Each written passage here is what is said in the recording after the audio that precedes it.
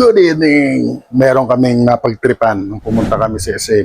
Magbumukbang muna tayo ng fishball at saka yam. Pero unahin muna natin na sauce para brown lang natin yan. Nang hindi siya sunog ba? Brown lang. Ngayon, add water. Para hindi masunog yung ano. Yan! Nalahok na kagad natin to. Para makita na natin kung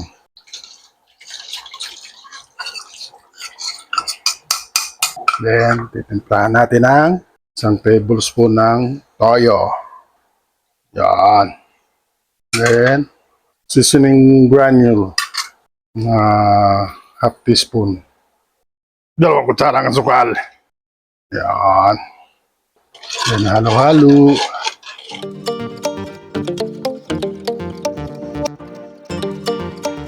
Lagyan natin ng mga 2 teaspoon ng suka.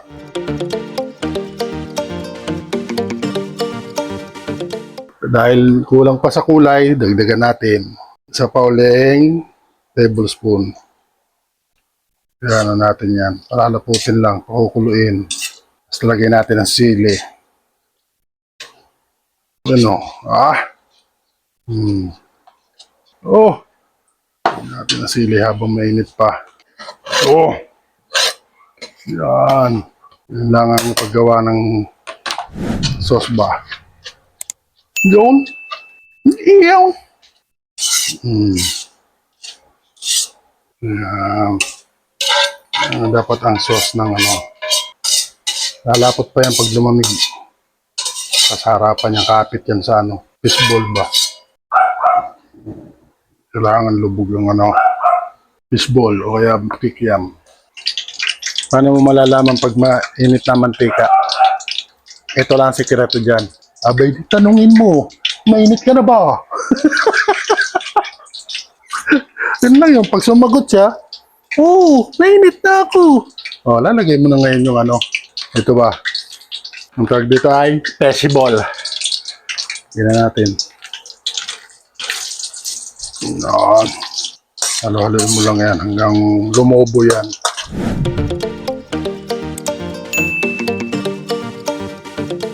Naalala mo ganong nandun pa tayo sa lipa. Nagtitinda ka tayo nito Lakas, di ba? Kaya lang pinagbawalan.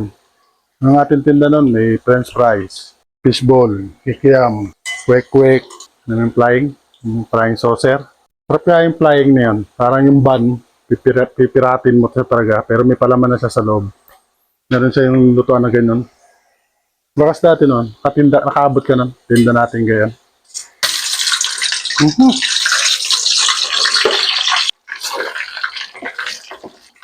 Mga tikim lang ba uli? Namiss namin to eh. Namiss ba? Walang kikiam. Hindi uso dito kikiam.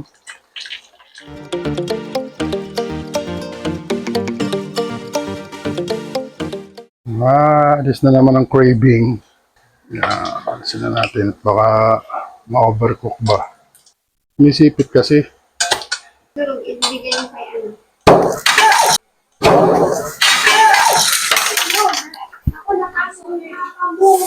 Pumutok yung kikiam, squid ball.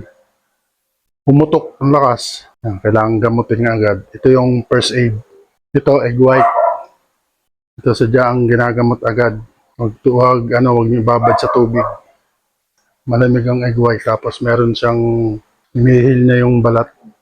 Egg white lang ang gamot dyan. Ito, papakita ko sa inyo bukas yan. Hindi yan papaga. Tikin na. Habang nagpapalamig ng paso. Kailangan malapot ang sauce nyo para ganyan ba. Sarap. Sige pa. Ayos. Subscribe naman yan. Like and share. Tapas ko na. Salamat. Kasama talaga yan basta nagluluto.